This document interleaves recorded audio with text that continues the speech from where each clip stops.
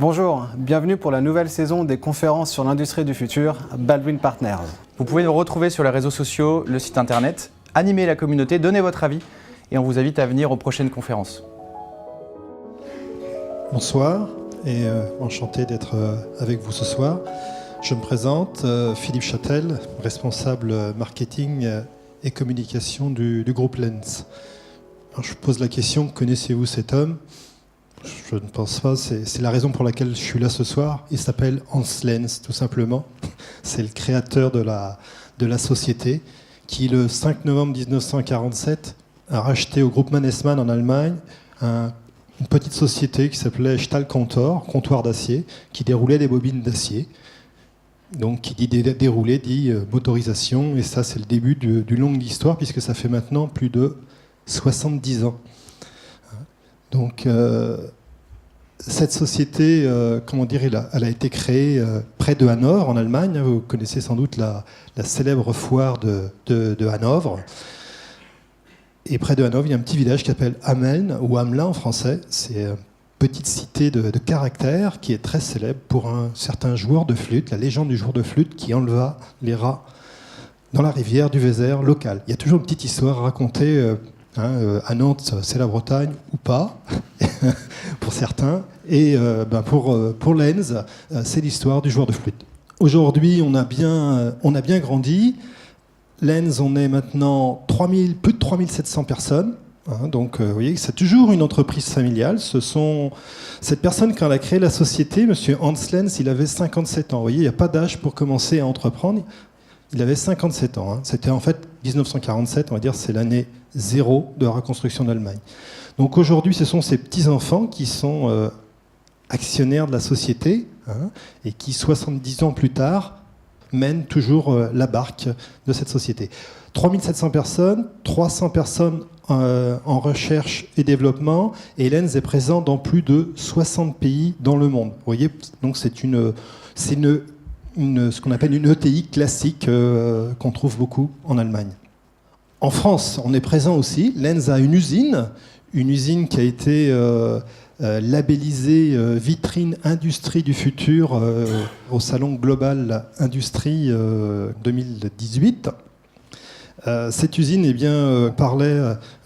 personnes de chez Airbus en parlaient très très bien. Les personnes qui sont à l'intérieur de cette usine, il y a 150 personnes. Ces personnes travaillent ce qu'on appelle en lean manufacturing. Elles ont développé leur propre poste de travail. En 2018, elles ont donné 1400 idées pour sortir des idées qui soient exploitables. Donc on est en permanence en remise en question dans l'usine. Donc cette usine, elle est digitalisée, vous voyez, avec des écrans, il y a des AGV, etc. C'est la raison pour laquelle elle a obtenu cette labellisation. Et on peut dire effectivement que c'est l'humain qui est au cœur de l'industrie 4.0. Donc on met en pratique tous les jours ces fameuses briques de l'industrie 4.0. Alors, que faisons-nous ? Que fait Lenz ? Parce on parle de personnes qui créent une société avec beaucoup de monde, 150 personnes dans une usine à Ruy, près de Béthune, dans les Hauts-de-France. Donc ça fait quand même, pour une région où il y a beaucoup de chômage, on est plutôt fiers de cette présence de cette usine. Et 32 autres personnes, dont je fais partie, dans ce qu'on appelle la filiale commerciale, dont le siège est basé à Roissy. Alors Lenz fabrique ce qu'on appelle des systèmes mécatroniques. Il y a 3 grandes parties. Des systèmes mécatroniques, ce sont des réducteurs, des motoréducteurs, qui sont de plus en plus intelligents, qui sont connectés. On parle d'industrie d'Internet of Things. Donc on a de plus en plus de produits connectés. On fabrique ce qu'on appelle des systèmes d'automatisation, c'est-à-dire des variateurs, des contrôleurs, des automates, des interfaces homme-machine. On propose en fait des solutions globales d'automatisation et d'entraînement, auxquelles on vient de rajouter une des fameuses briques de l'industrie 4.0 ou de l'industrie du futur en France, que sont les services numériques. On les utilise dans l'usine, mais on les propose également à nos clients. Donc là, ce soir, je vais vous parler d'un des services numériques, parce qu'on en a plusieurs de services numériques, pour ceux qui ne sont pas encore passés au stade qui se posent les questions de passer à l'acte. Alors, des services numériques, pourquoi faire? La première question, effectivement, c'est d'en dire à quoi ça sert d'avoir des services numériques. On ne va pas se mettre à proposer de la musique comme Spotify ou Deezer, on est dans l'industrie. Donc, à quoi va bien servir ces services numériques? Le mieux, c'est peut-être de demander directement aux utilisateurs. La qualité de fabrication, ça c'est un élément important. Pourquoi ils utilisent des services numériques? C'est d'améliorer la qualité de fabrication et donc d'augmenter la gestion des actifs de leurs machines qui produisent toutes sortes de produits. Alors ici, on est dans du carton, mais on travaille dans différents milieux. Ça peut être dans le milieu de l'emballage, ça peut être le milieu de l'agroalimentaire, l'intralogistique. Enfin, on travaille partout, vous imaginez, il y a des mouvements. On est dans des machines qui sont en mouvement. Donc ici, la qualité de fabrication et l'amélioration de la gestion des actifs.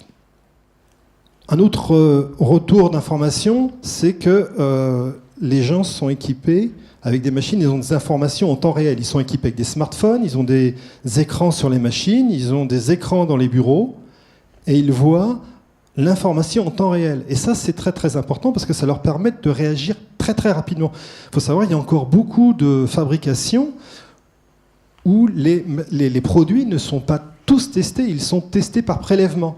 Donc vous imaginez qu'une heure de production, on se rend compte, oh là là, toute cette production d'une heure, on a fabriqué 10 000 cartons, eh bien, il faut les jeter, parce qu'il faut les broyer, parce qu'on n'a pas vu la dérive de l'impression ou du marquage. Il y a eu un coup de coude dans un capteur, mais la machine a continué à fabriquer.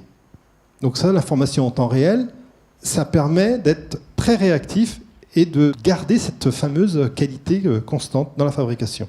Ensuite, il peut y avoir des problèmes sur une installation. La machine commence à donner des signes de fatigue, donc on a des informations, des indicateurs qui remontent.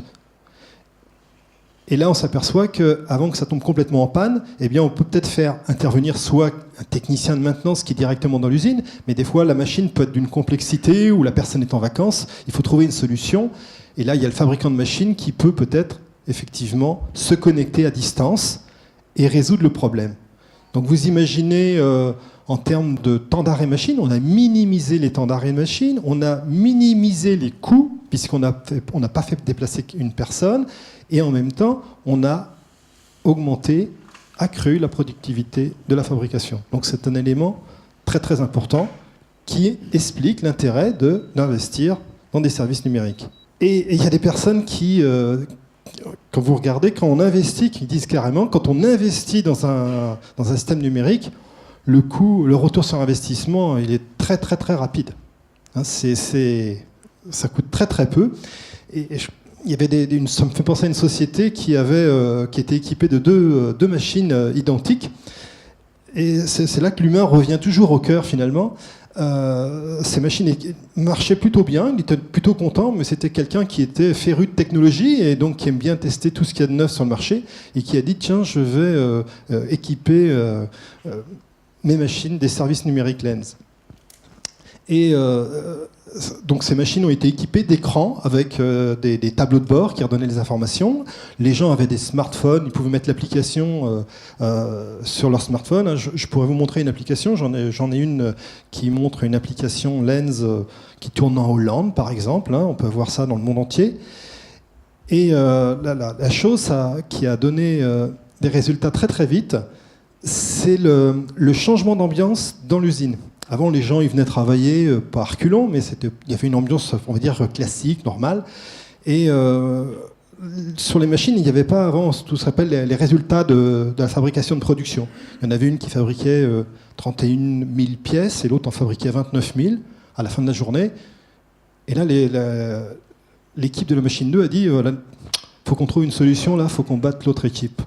Et c'est devenu une espèce de gaming dans l'entreprise où le but était quand on change les pièces, comment tu fais pour réduire les temps de changement de pièces? Quelle solution on peut trouver? Donc voilà, ils se sentent proactifs, se sentent utiles et puis en même temps ils jouent. Donc résultat des courses, l'investissement était très rentable puisque ça a augmenté, pas énormément, mais de 4,5%.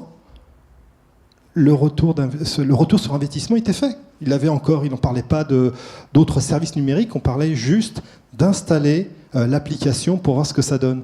Et donc ça a changé l'état d'esprit des gens utilisant ces services numériques. Il faut toujours penser que ce sont les gens qui font le changement, ce ne sont pas les services eux-mêmes. Alors je vais vous expliquer maintenant pourquoi, après avoir installé ces systèmes, comment cela fonctionne. Il y a 3 parties. La première partie, c'est votre usine. Votre usine, elle est équipée, quand c'est une petite usine, d'une seule machine.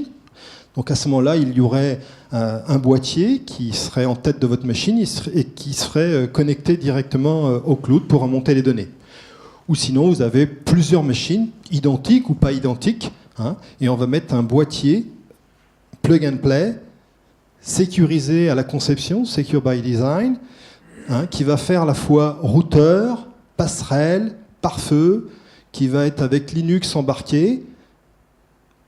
Ce boîtier va être connecté donc à la machine au contrôleur Lens via un réseau sécurisé en OPC-UA pour ceux à qui ça parle, et qui sera connecté à d'autres boîtiers, d'autres machines pour assurer l'intégrité de la sécurité. Là, c'est une sorte de sécurité de toutes les machines dans l'atelier. Et ensuite, quand on remonte dans les usines, en général, on n'est pas crypté. Les gens n'aiment pas que des données cryptées se baladent dans les usines. Donc là, on est en réseau accessible par le client. Et ensuite, il y a un dernier boîtier qui, lui, va recrypter les données. Donc le client va avoir un réseau, ce qu'on appelle crypté SSL, pour remonter directement dans un centre de données. Donc voilà, c'est vraiment... Ça, c'est la partie hard, c'est la partie très très simple. C'est un boîtier plug and play, c'est tout. C'est une boîte avec des prises RJ45. Et c'est juste sa conception qui a été faite sécurisée à la base. La deuxième partie, c'est le centre de données. Alors, les centres de données, ça sert à faire de la collecte de données, mais ça va servir aussi à faire ce qu'on appelle du backup and restore, sauvegarde et restauration. C'est un des premiers services. Des fois, une machine s'arrête, on a perdu toutes les données. Donc là, on peut remonter toutes les données de fabrication de la dernière heure, de la dernière journée, etc. Donc de pouvoir redonner les données pour pouvoir faire les analyses derrière. Chez Lens, on a créé un service qui soit prêt à l'emploi. C'est-à-dire que souvent, il y a des gens qui vont vous proposer des solutions de je vais vous remonter vos données, ok, puis après on va regarder. Qu'est-ce qu'on fait ces données, comment on les exploite, et puis là on va faire une étude, c'est encore un autre budget, il faut remettre 50 000, enfin bon, ça là, on n'avait pas prévu ça au départ. Nous, on a créé une solution packagée. C'est pour ceux qui veulent se lancer. Après, c'est des solutions packagées, évidemment, sont un petit peu moins, sur mesure, mais en fait, notre expérience montre que 90% des cas, on remonte toujours un peu les vitesses de ligne, les quantités de production, les courants consommés, enfin toujours les mêmes données à peu près. Après, effectivement, on peut les chercher et à ce moment-là, on passera à un stade supérieur. Mais c'est pour rentrer sur le marché de la data pour ceux qui n'y sont pas encore. Donc ces données sont collectées. On va faire ce qu'on appelle de l'analyse directement, suivant des modèles que l'on a dédiés, que l'on a développés. Et à partir de là, on va faire aussi de la statistique. Ça peut être de la statistique. Alors, vous savez, les éléments de base, c'est ce qu'on appelle les données Pareto, les 80-20. Donc voilà, on sort de la donnée et puis on va afficher ces données sur des écrans. On va les mettre en forme dans un tableau. Quand on commence, en fait, on va mettre ce qu'on appelle des indicateurs clés de performance. Et puis on va commencer à faire un benchmark. Et puis dès que ça commence, dès qu'on installe le boîtier, c'est parti, la donnée commence à remonter. Puis par rapport à ces indicateurs, au début, on progresse très très vite. Puis après, évidemment, on gagne des 0,1, 0,2%. Ça devient plus difficile. Mais ça permet de progresser sur l'utilisation de ces données. Alors, ces données, elles peuvent être même connectées à ce qu'on appelle... à la qualité, c'est-à-dire pour ceux qui sont ISO 9000 par exemple, on est capable de ressortir des données qui correspondent à la qualité ISO 9000, c'est-à-dire que ça va simplifier la remontée de données pour la qualité de fabrication. Ces centres de données, on utilise des centres de données privés qui sont basés, on en a aux États-Unis, on en a en Allemagne, en Suisse, à Hong Kong. Ils sont normalisé 27001, c'est-à-dire pour le respect des données. On ne fait pas n'importe quoi avec vos données, c'est pour dire qu'on respecte une charte. On est une entreprise d'origine allemande, donc le RGPD, ça vient de l'Allemagne. Hein. Donc il faut être conscient que les Allemands, ils n'aiment pas qu'on fasse n'importe quoi avec les données. Donc on utilise les données selon des règles bien établies. Donc voilà un petit peu la deuxième brique, la deuxième partie. Après le hard, je dirais que ça serait la partie soft. Et la troisième partie, hein, après le hardware, le software, le brainware, en fait, hein, c'est là, en fait, toute la valeur ajoutée, c'est toujours l'humain, finalement. Eh bien, ce sont les personnes qui vont se connecter. Alors, pas n'importe qui, hein, ça va être des personnes qui vont être authentifiées, qui vont devoir se reconnaître, avec des accès bien limités à des parties de la machine, parce que l'utilisateur ne veut pas que l'on voit forcément toutes les données machines, parce que ça, on pourrait faire de la statistique derrière et puis remonter certaines données. Donc c'est pas forcément acceptable. Et puis eh bien, ces personnes authentifiées, ça peut être aussi bien donc, le client utilisateur que le fabricant, que des clients invités pour montrer des choses comme quoi on travaille suivant des procédures de qualité. Les services qui vont être mis derrière, ça va être des systèmes d'alerte. Voilà, quand on a un système d'alerte, il faut intervenir. On n'est pas obligé d'intervenir tout de suite, mais il y a des points critiques. Donc on peut avoir un système d'envoi d'SMS, par exemple. Il va y avoir ce qu'on appelle la surveillance de production, une connexion à la qualité, hein, au système de qualité que vous avez mis en place dans votre société, l'étude des arrêts machines, les économies d'énergie, hein, ça peut être un élément très très important qu'on entend de plus en plus maintenant, c'est d'avoir de faire plus avec moins, et puis ensuite eh bien, de prévoir ce qu'on appelle les pannes prévisibles. Alors, moi je parle de la prévision et pas de la prédiction, parce que la prédiction on regarde dans la boule, et la prévision nous on met des indicateurs et on fait de la maintenance prévisionnelle plutôt que de la maintenance prédictive. Ces trois briques, la question, et vous ? Est-ce que vous êtes prêts ? Voilà, je vous remercie.